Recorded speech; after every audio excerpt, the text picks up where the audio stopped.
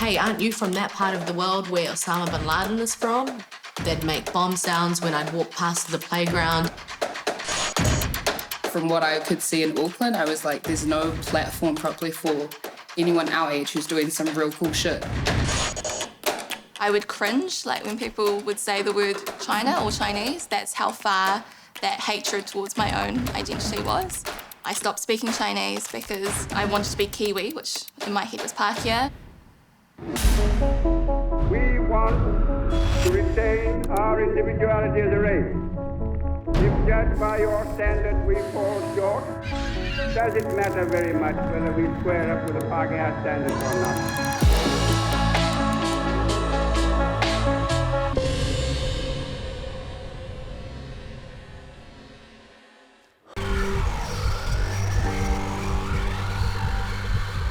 Whakaaturia mai tētahi ko waihanga.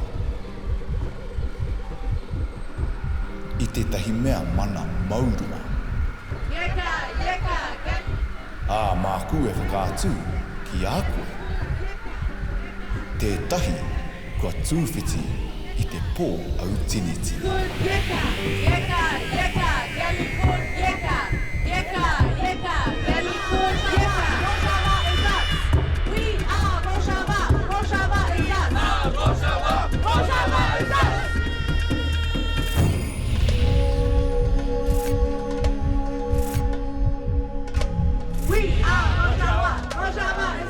I was born in a refugee camp. Experienced life as a refugee firsthand. My name is Rez Gardi. My family is Kurdish. We are the world's largest group of people without an independent country. The Kurdish history is one that's been plagued with injustice, oppression, and the denial of our rights.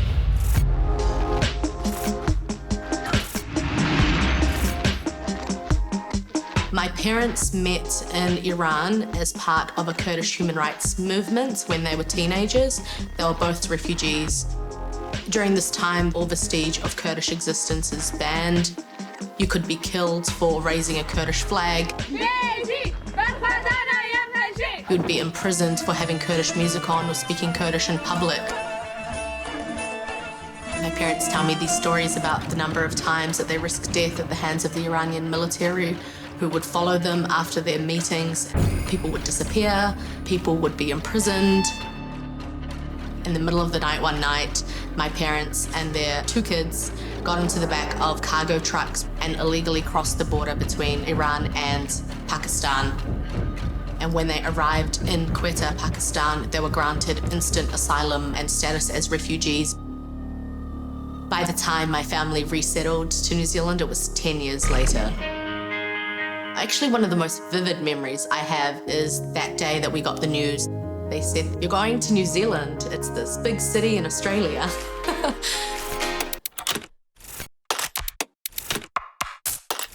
We arrived in New Zealand in February 1998. I turned 7 a few months after arriving here. So for much of my childhood, I was a happy kid. I learnt English really well. I participated in netball. Actually, the topic of where I was from didn't come up at school. But unfortunately, things changed quite dramatically for me after 9/11. Hey, aren't you from that part of the world where Osama bin Laden is from? You must be one of them. Oh, your dad is Osama bin Laden. They'd make bomb sounds when I'd walk past the playground. All those differences that were never a problem before, now I feared. When she's coming to New Zealand, very hard for us. And she's 13 years old. I decide I take her to my country, see the family, see the Kurdish, see what is the life. And always she watching, she see very difficult. It was around this age that I think I started questioning where I was from and wanting to know more. I met my grandparents, my extended family, my aunties and uncles and cousins, and they were telling me, don't speak Kurdish out loud, it's dangerous. And then I had gotten all these, Kurdish clothes, Kurdish posters, CDs. when we were crossing the border between Turkey and Iraq, the Turkish military confiscated all of these things. He was speaking in Turkish, I was speaking in English, and I was just outraged. I was like, how can you just take all these things from me? What have I done wrong? And I remember one line that the Turkish officer said in English, and he said, threat to national security. I was like, what does that even mean? Am I posing a threat to national security? Like, that doesn't even make sense to a 13-year-old. 1, 2.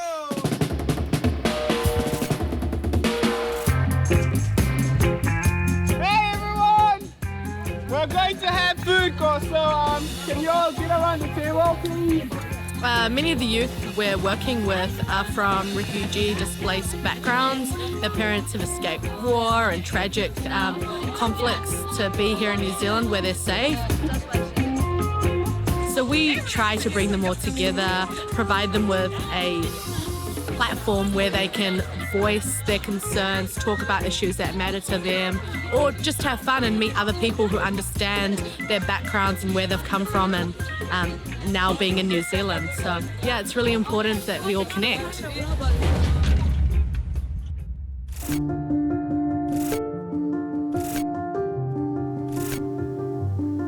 When I went to see my careers advisor, I said that I wanted to go to law school, and my careers advisor kind of went, okay, tell me about your family. I said, well, my dad didn't finish school. He was basically a freedom fighter all of his life. My mum didn't finish school because she was raising her siblings at the age of 10. And then based on this analysis of my family's background and no education in our family, decided that law school was off limits for me and told me I should consider more realistic options. I had been raised with the stories of my parents standing up to dictators and military. It's in my DNA to fight the system. So I was adamant that law school was where I would go, and no one could tell me that I wasn't smart enough or good enough to make it. So I went to Harvard Law School for my Master of Laws.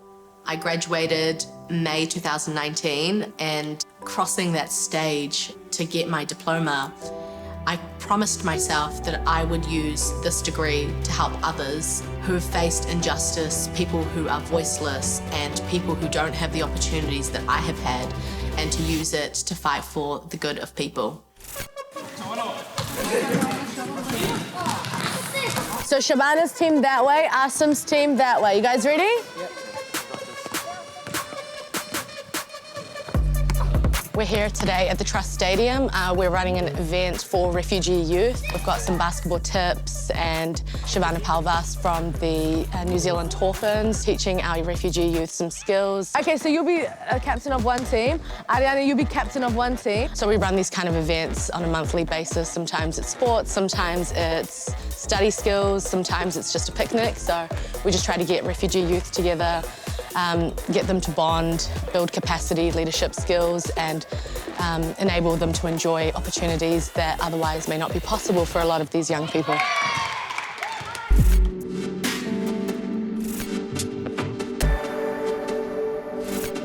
Now that I've graduated, my next step will be to go over to the Kurdish region of Iraq.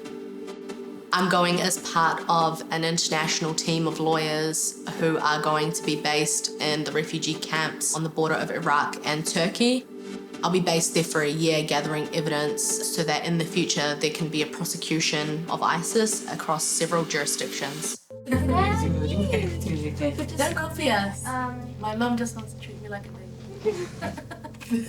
In the beginning, I'm crying, scared. And she explained me. She went working for the human rights. I'm very proud now. She's make my dreams come true. I hope one day everybody be freedom. We are Rojava, Rojava is us. My mum is fierce. She is dedicated. She is my biggest role model. She didn't get to finish school, and she tells me that from a young age her dream was to be a lawyer. So I almost felt like for me to graduate from law school and to pursue human rights law, is not just achieving my own dreams, but also my mum's, and I dedicate everything that I do to her.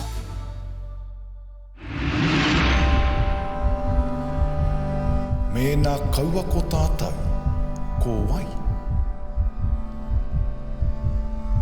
Mēnā kaua I nāia nei, hei āhea.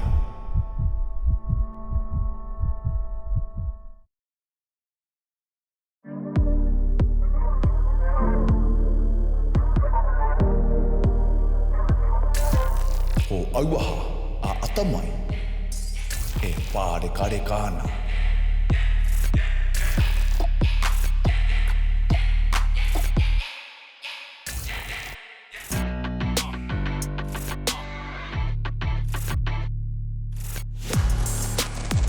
We just need to get out of that whole humble mentality of being too humble about our work. I believe that we are just as good as anyone else in the world. That I see just from my traveling, like I could have a friend here who's like a top tier producer and they're making like some overboard, like crazy creative stuff. And then I have a friend in LA who's not even making half of that, who's making like a quarter of that, but they have the confidence.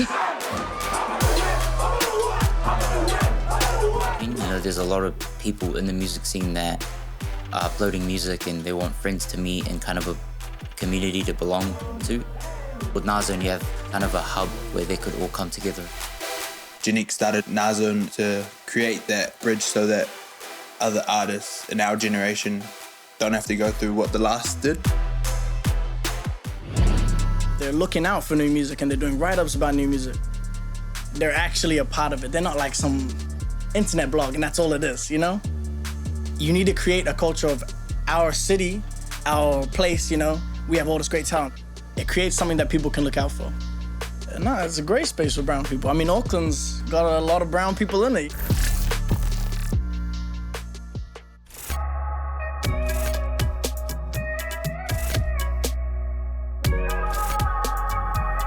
I grew up between Mount Roskill and Sandringham.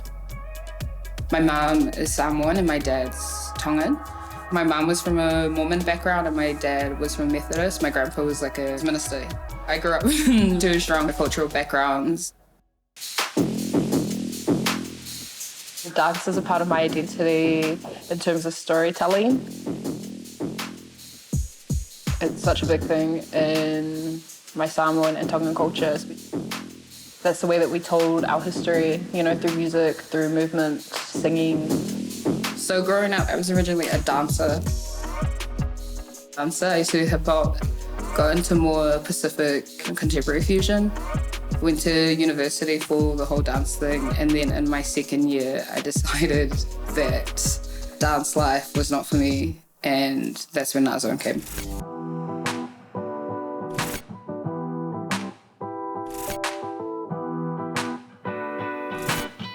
You're embracing the fact that people put you in the NAZON. So NAZON is a community. It's a platform, it's a club night. Nah, you just go show ID. That's all. Hi. Here, and I will stamp you. It's a whole bunch of different things because it's forever evolving. I used to follow Kanye West, his old as blog, Kanye West University. What he was putting out on his blog, it was like fashion, like, you know, art. And we were like, that's so cool, we should do that. And so that's how it started first. But then as we got on, we realized, why don't we just cover like the artists in our own backyard, like people that we know. Like from what I could see in Auckland, I was like, there's no platform properly for anyone our age who's doing some real cool shit. We were like, okay, yep, we're gonna do a blog. Then from there I was like, nah, I'm gonna properly learn how to code so we can get this properly on the road.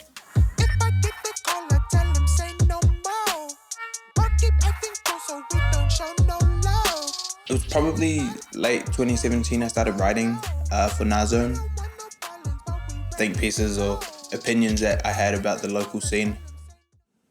Ah, yes, that's what we need to get onto. I'm just waiting for finalising for the new NAZON cover. It's important as a platform that you give back.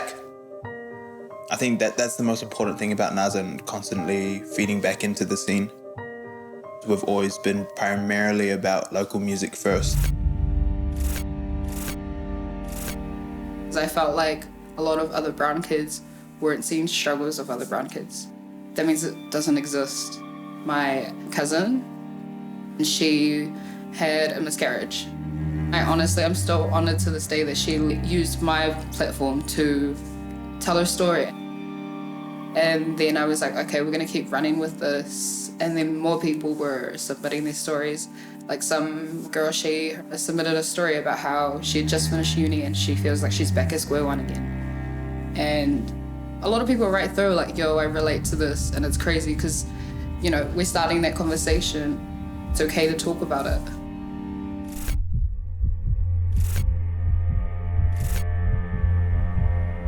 It's been hard personally to drive this.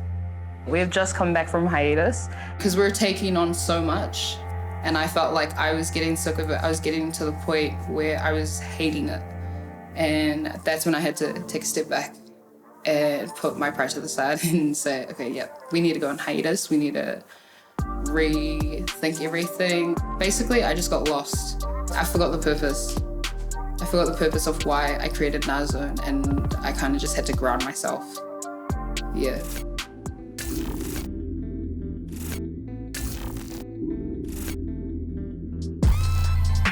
The community's at the front and we're leading from behind. It's been so unconventional, you know? We're not like a full office business. It's literally just us, like us kids. The culture that we're trying to help create with NAZON, we're trying to just push forward together and just trying to embrace that when one person wins, it's a door for all of us to go through. It doesn't mean that our time's not gonna come. It just means that, hey, look, someone's going first. We can all go after, you know? He tangata hapakore, kaore I whakamātau. I tētahi mea, hō.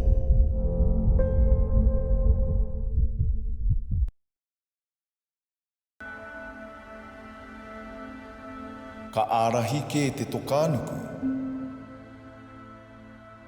Kaore e tōpana.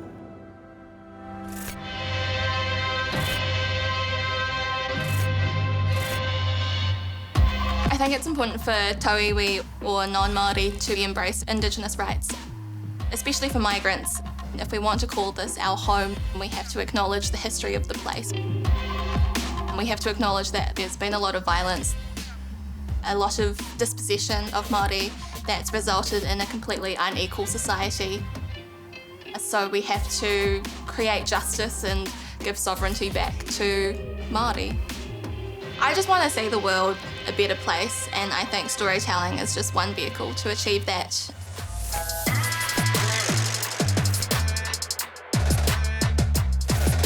Well, I was born in Xi'an in China, which is home to the Terracotta Warriors. What I know from Wikipedia. My parents came over to New Zealand, to Auckland, when I was 2. I grew up in East Auckland. It's known for like having a huge migrant population. It's a huge Asian population there now. Growing up in New Zealand, I spent a really long time not wanting to be Chinese because I guess they were always portrayed in the media as something that it was clear to me, even at a young age, that that wasn't what I wanted to be. I would cringe, like when people would say the word China or Chinese. That's how far that hatred towards my own identity was.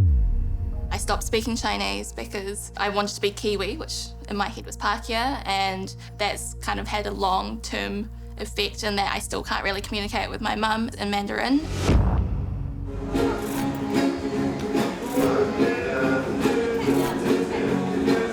Today we're at the Aotearoa market. These are my grandparents from my dad's side. My dad passed away about 3 years ago, and now I've been living with my grandparents. They're a little bit less mobile now that they're into their 80s. Chinese grandparents love to feed their grandkids. The first question that any grandparent often asks is, have you eaten yet? And even if you have, they'll make you eat more. So I guess food is a really key part of that culture. I think I've always had an interest in learning te reo Māori. In first year uni, I took a Māori paper and I loved it so much and I just wanted to keep taking it, so I did a Diploma of Language in te reo Māori and it's been life-changing. Concepts like land and property, like in a Māori worldview, you realise how different the media portrayal of Māori is compared to what te ao Māori really is. So I think that started to make me think about why we had these disparities.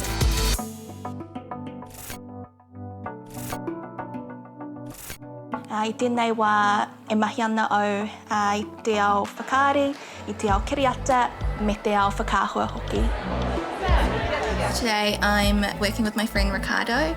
He is running to become a candidate for the Green Party and he wants a campaign video made. So we're at this Green Party event. Hopefully he can use that material to form his campaign video.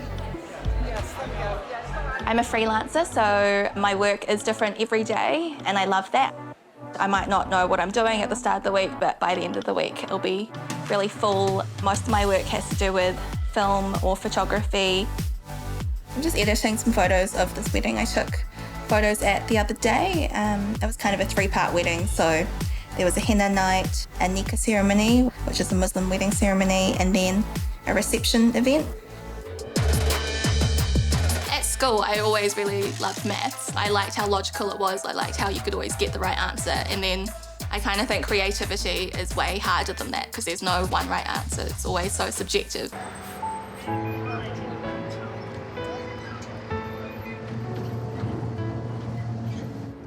I feel like with art and storytelling you can make more of a difference in people's lives. You can really impact people's perceptions about the world, about other people and communities. 新西兰人肯定觉得中国人太多了，我们也听见他们说的，我坐这个巴士到底是哪个国家呀？ I tend to work with communities from marginalised backgrounds and identities that have been traditionally underrepresented in the media. 纽西兰就是我的家。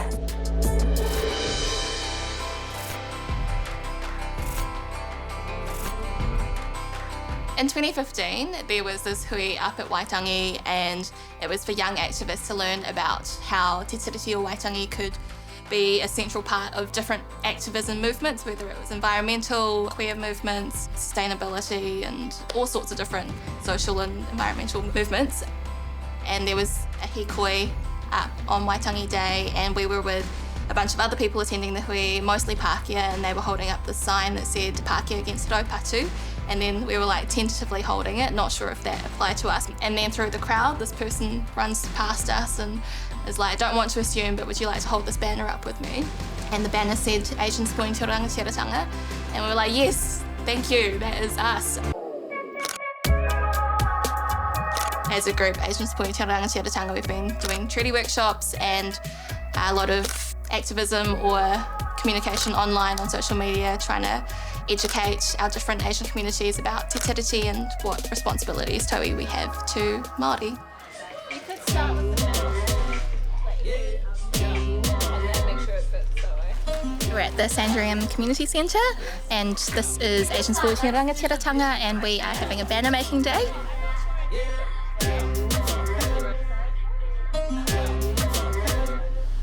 Just invited lots of different people. Some are existing members who we've worked with for a long time and some are new people because we're always looking to grow the group.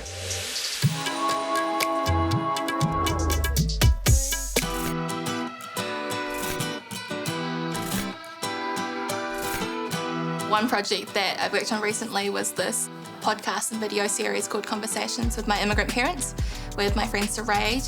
We travelled around Aotearoa and talked to different immigrant whānau and learnt about what their journey has been being here in Aotearoa. The stories weren't always about racism and discrimination, which I guess can be the stereotype when it comes to immigrant stories.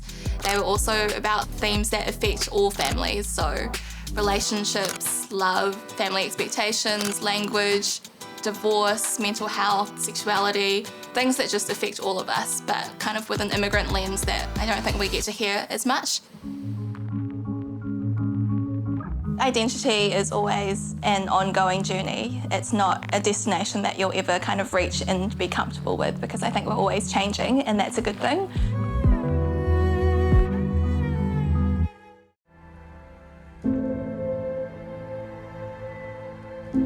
Ngā tāngata ka hurumutu te ako, ka maroke. A hakua rua te kau te pakeke waru te kau rānei. Ngā tāngata ka ako tonu, ka ohi, ko te tino kura o te ora, ko te pūhautanga o te hinengaru.